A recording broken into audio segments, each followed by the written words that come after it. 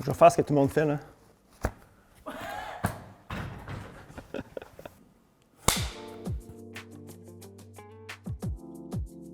Salut Altitude Sport, c'est Louis. Aujourd'hui, je réponds à vos questions sur l'équipement de course sur route. Et si je ne veux pas répondre à une question, je vais avoir une conséquence. Ah, je la lis comme ça?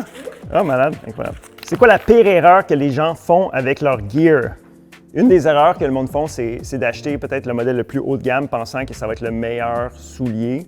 Mais en fait, le meilleur soulier va vraiment dépendre de tes besoins puis qu'est-ce que tu fais avec. Va prendre un soulier adapté à tes besoins. Essaye, achète du gear, essaye-le, vois qu'est-ce qui fonctionne pour toi. Il n'y a pas vraiment d'erreur à la fin de la journée, parce que c'est tout un apprentissage. Il y a du monde qui investit beaucoup d'argent à aller au restaurant. Toi, si tu aimes ça, acheter du gear puis d'essayer du gear, ben enjoy la vie, tabarouette, si vas-y. Est-ce que les souliers de course chers en valent la peine? Ça peut valoir la peine, oui, absolument. Ce qu'il faut comprendre, c'est que les souliers haut de gamme ont la meilleure mousse, sont les plus légers.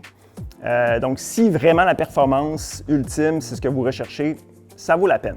Par contre, c'est pas pour tout le monde. Si tu as seulement un soulier de course, par exemple, je ne recommande pas ces souliers haut de gamme-là.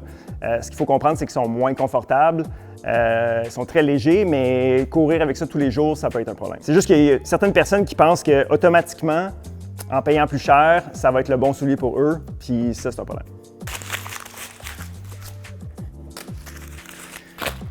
Quel est l'impact du drop des souliers de course sur la foulée? Alors, ça, c'est une très bonne question. En fait, le drop, donc l'inclinaison entre le devant et l'arrière de la paire de souliers, ce que ça va impacter, si on prend un grand drop, par exemple en haut de 8 mm, ça va favoriser une attaque sur le talon. Okay? Donc, ça va favoriser, quand vous atterrez sur le sol, sur le talon. Par contre, un drop vraiment bas, comme un soulier Altra ici, ça va favoriser une attaque au devant du pied. Donc, dépendamment du type de coureur que vous êtes ou comment vous courez, vous pouvez choisir un soulier adapté à votre foulée, essentiellement. Quel soulier as-tu dans ta rotation en ce moment? Super question, ça. Je commence par mon Daily Trainer. Donc, ASICS Novoblast 5. La version 6 sort bientôt. C'est un soulier qui peut faire à peu près tout. Courir plus lentement, courir plus vite. Pour mes intervalles de vitesse, j'ai les Saucony Endorphin Speed, donc pour des intervalles courts ou longs, donc pour aller vite, essentiellement. Ça, c'est le modèle 4, mais le modèle 5 est en stock. Pour mes courses de récupération, ça ici, c'est le Brooks Glycerin Max. Donc pour aller un petit peu plus lentement, très coussiné, super confortable. Le jour de course, ici, c'est les New Balance SC Elite V5. Donc plaque de carbone extrêmement léger pour aller vite, très bon choix. Quand je m'en vais courir au Mont-Royal, ça c'est ma paire de souliers Road to Trail, donc parfait pour la route, mais aussi pour les sentiers. Sinon aussi, pour faire des entraînements croisés, courir un petit peu, faire des squats, ça ici c'est les Altra Escalante Racer. Et voilà. Intervalle sur track ou longue course Z2? Qu'est-ce que je préfère? C'est une bonne question ça. J'aime vraiment, c'est vraiment deux entraînements complètement séparés. Il y en a un où tu te défonces puis tu es à côté dans Z4, Z5, puis l'autre, longue course, ben c'est un petit peu plus relax en zone 2. Avec mon parcours de course en trail, je dirais que je préfère la longue course en Z2 un petit peu, surtout quand c'est dehors dans la forêt. Oh, OK. Mary Kill, ASICS Novoblast 5, Oka Max 6, Brooks Glycerin Max. Ouais, ça c'est dur à répondre, ça. Fait que tu veux la conséquence? Je vais prendre la conséquence. J'ai peur. Je peux-tu? Let's go.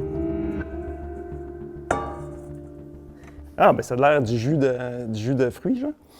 Ah non, c'est genre un shot santé. Je peux boire? Ah! Wow, c'est genre gingembre à côté, là. C'est bon. Citron et gingembre. Curcuma.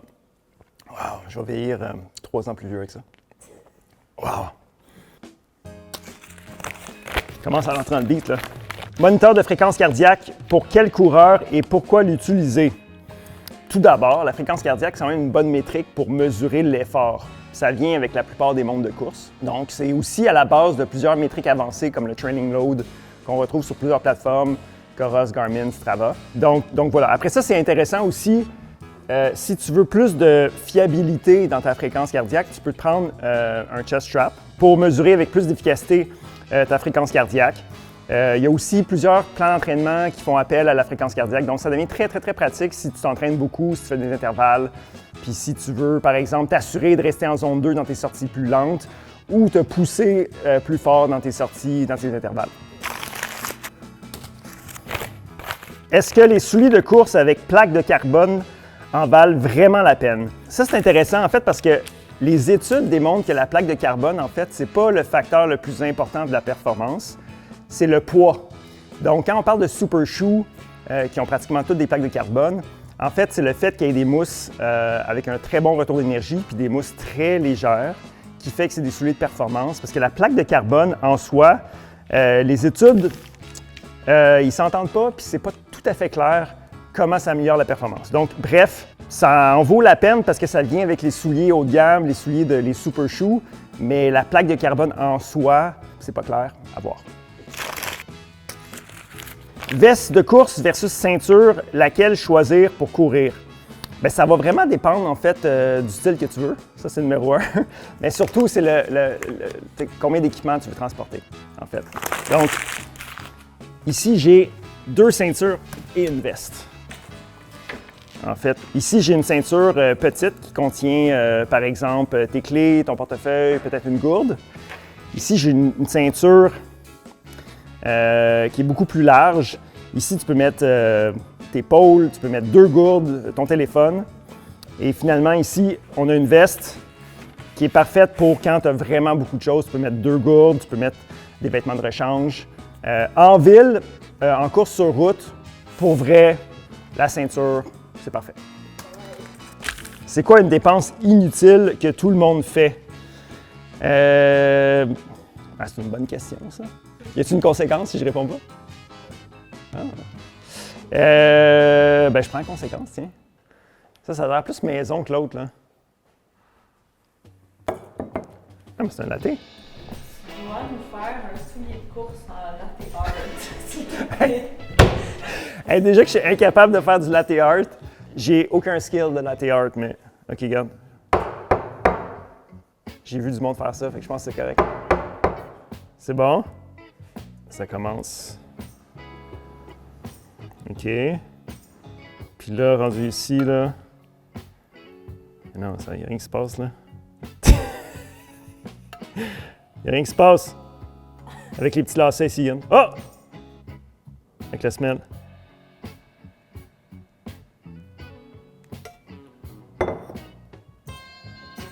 Voilà. Je comprends pas le latte art. Il y a quelqu'un qu'il faut qu'il me l'explique un jour. Mais voilà. Merci. Continue. Comment transporter ses objets personnels en course? Téléphone, clé, carte.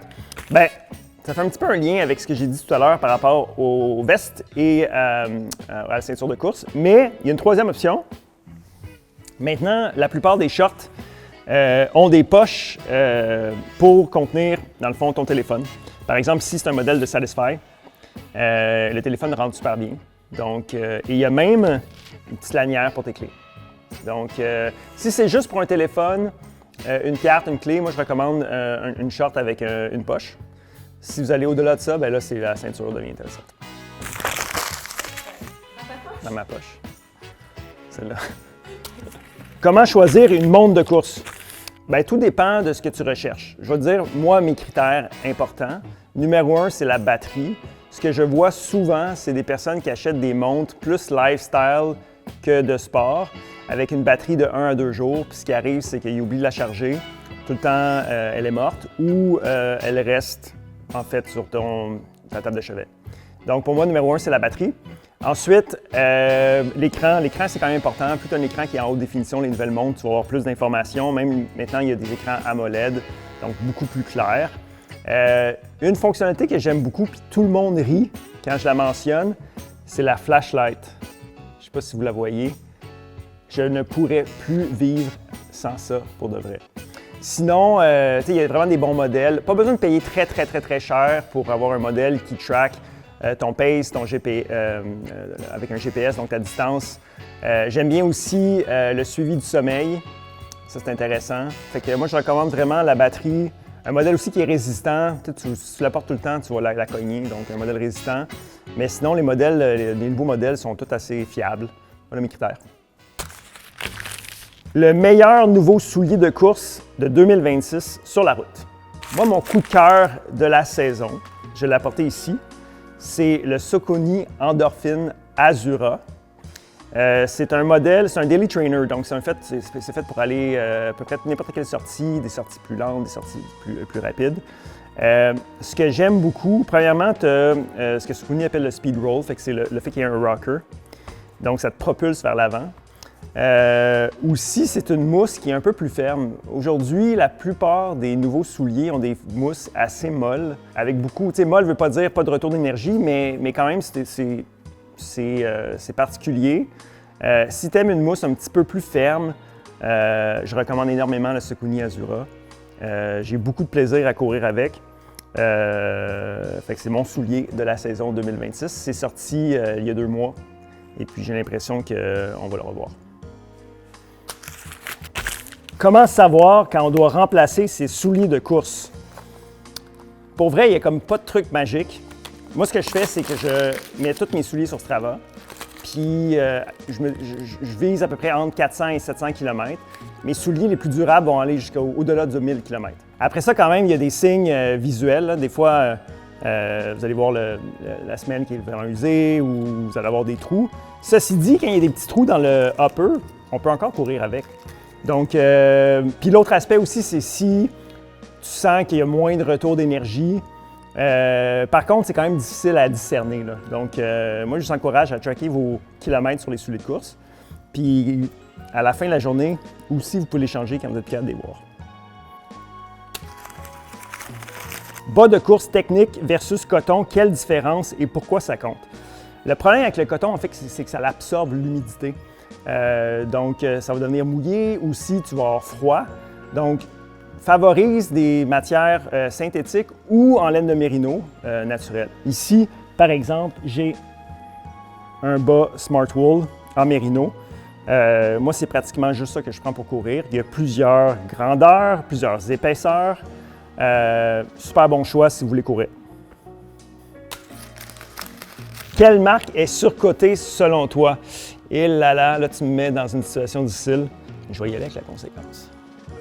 Ce qui est ta conséquence pour celui-là, tu dois répondre à la prochaine question en faisant la planche. OK. Sur la table. Sur la table? Oui. Ça va, ouais, c'est bon. Let's go.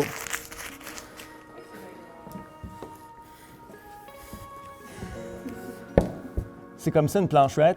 On va te mettre un timer pour qu'il dise. OK, let's go. Ouais. Go. Énumère tous les souliers de course dans ta rotation Strava. Eh ben, écoute, par où commencer? OK. ASICS Novablast 5, ASICS Magic Speed 3, j'ai Brooks Glycerin Max, Topo Ultra Venture 4. Qu'est-ce qui reste comme marque? Quelle autre marque? Dis-moi des marques. New Balance SC 5, les 5, Adios Pro 4. Ah, j'ai les Salomon Advance. OK. Moi, c'est assez. 2 minutes.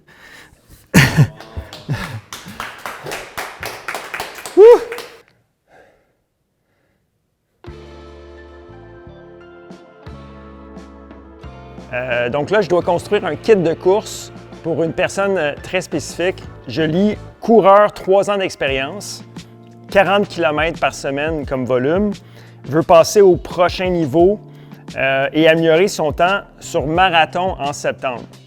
On commence par les shorts. Les shorts, vraiment, il n'y a pas nécessairement de mauvais choix. Qu'est-ce qu'on a ici? On a un cuissard District Vision, un short Salomon, très beau, et Soar Running. Écoute, le choix est serré, mais moi je vais aller avec le cuissard District Vision. Pour ceux qui n'ont jamais couru avec un cuissard, c'est quand même le fun. Ça te prend un cuissard, je pense, dans ta rotation short. Et District Vision, c'est une super course. Ensuite, on va aller vers le top. On a un T-shirt synthétique de Salomon. On a un T-shirt District Vision, mais c'est un T-shirt plus en coton. Donc, très beau pour peut-être easy pace, des petites sorties sociales ou après la course. Mais pour un marathon, en septembre, il peut faire encore chaud. Moi, je vais y aller avec ce singlet, cette camisole complètement en feu de cielé avec un tissu vraiment léger. Fait que j'y vais pour la camisole cielée. On va aller dans les montres. Ici, j'ai 3 choix parfaitement idéal. En fait, je pense pas que tu peux avoir tort avec ni un ni l'autre. On a la Cora Space 4, on a une Garmin Forerunner et on a aussi la Suunto Race. Perso, la montre que je recommande le plus, moi, mes amis, c'est la Cora Space. Ici, on a la Cora Space 4. C'est une montre qui est abordable, qui est fiable, super batterie. Donc, vraiment, je recommande la Cora Space 4. Maintenant, pour les accessoires, une paire de lunettes, une ceinture, la casquette. Mon choix personnel, la casquette, c'est Sky. Elle est super belle, casquette blanche, numéro 1. Quand tu sues, ça paraît pas qu'il y a des traces. C'est mon choix. OK, maintenant, on est sur les bas. 3 bons choix. Mon choix, par contre, ça va être Compress Sport. Des bas pro marathon. Ils sont super beaux, puis ils sont blancs aussi. Je pense que pour faire un marathon de route, des bas blancs, ça look. La pièce de résistance, ce que vous attendez tous, c'est le choix des chaussures. Spontanément, pour que ça aille avec notre kit, j'irai avec les Adidas Evo SL, qui est un soulier très polyvalent. Donc, tu vas pouvoir courir beaucoup de kilomètres avec ça. Parfait pour l'entraînement et ça va aller super bien avec notre kit. Si jamais tu as déjà une paire de souliers de course de vitesse dans ton arsenal, par contre, là, j'irais pour les Saucony. Ça, c'est les Endorphin Pro 5 qui viennent de sortir. Ça, vraiment, si tu veux maximiser ton marathon, ça serait mon choix. Puis, ça fait quand même correct avec le kit. Difficile à choisir. Je prends les deux, en fait. Voilà.